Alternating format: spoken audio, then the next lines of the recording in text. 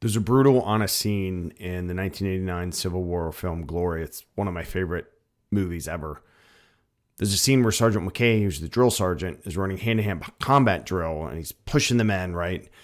He targets a young, educated soldier, Thomas, calling him a prissy little squirrel girl and slamming the rifle of his butt into his stomach and face after he tries to have him attack him and stab him. Thomas falls to the ground, right, writhing in pain, sobbing. Colonel Shaw steps in, pulling the sergeant aside to question his harsh training methods. He tells the sergeant he can speak freely, and the sergeant looks right at the colonel and says, "The boy's your friend, is he?"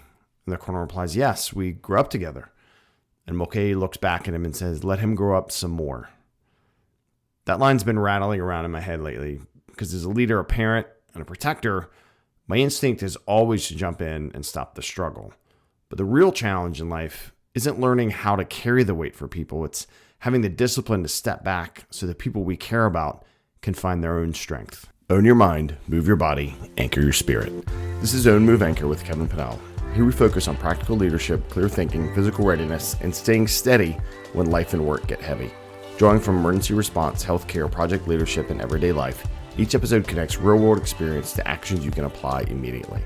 3 pillars, 1 powerful you. You can find more at ownmoveanchor.com, and if you're getting value from the show, like, subscribe, and leave a review wherever you listen to podcasts. Let's get into it. Welcome back to the show. Today we're digging into what actually means to own your role without taking ownership of everyone else's growth. I first started noticing this loop at home with my sons. When your kids are young, you jump in, right? You solve the physical and mental challenges, you own their safety, but as we've gotten older, I've had to learn to sit back, right? I watch for signs of frustration now, and when positive troubleshooting looks like it's about to become kind of a toxic burden, I don't take over, I just ask, would you like some help? And I let them decide. If it's a time-sensitive thing, I might ask a little sooner, but I try and let the choice remain theirs. And look, if you have to hover too much in the workplace, it's the exact same story, right? If you sit down on all your team members' meetings, jump into problem solve, you create reactionary order takers, not free-thinking innovators. I see it all the time when leaders say, I need to talk to X or Y for a decision, when the choice could have been made right there on the call to remove the bottleneck.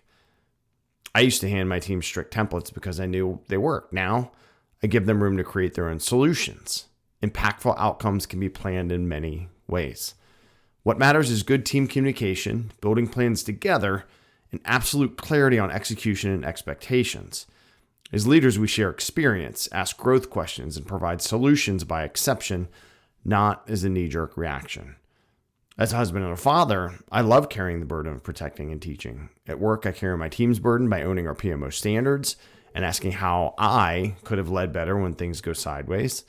But carrying the weight doesn't mean suffocating the people under you. Sometimes owning your leadership means stepping out of the way. To do that without breaking, you have to move. Movement is medicine. I believe that down to my core, but the true movement requires understanding the grind. Let's talk about Brazilian Jiu-Jitsu for a second. As a purple belt, when new white belts ask me for the secret because everything feels awful and painful, I give them the basics. Breathe, frame, survive. I can't transfer my years of mat hours into their body, right? Brazilian Jiu-Jitsu is a legitimate combat sport because it can only be learned by doing, failing, and doing it all over again until muscle memory and hard lessons take over. I learned the absolute limits of control during my years in emergency medical services. The human body is a miracle machine, right? But it's pretty straightforward. Keep the fluids in, stabilize the displaced parts, check the mind, keep air moving. But you quickly learn that some bodies are too broken or just too worn out from life to be fixed. The same is true for the human psyche. To survive the weight of what the world throws at us, I rely on the 7 pillars: ownership, mindfulness, movement, boundaries, connection, sleep, and faith. But let's be real. You can be firing all cylinders across all 7 pillars and still cry at a random commercial.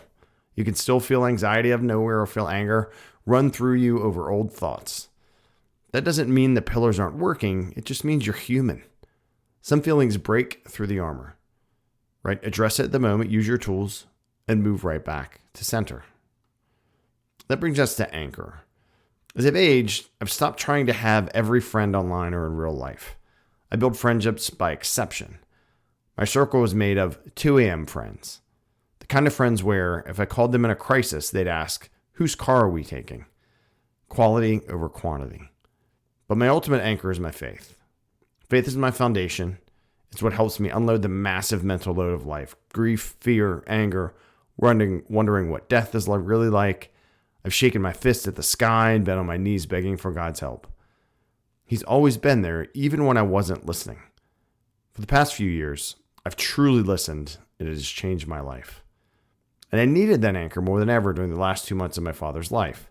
He was full of pain, not eating, barely any physical strength left. No one could stop death. Only medicine could help his physical pain, and in that room, my fixer instincts were useless.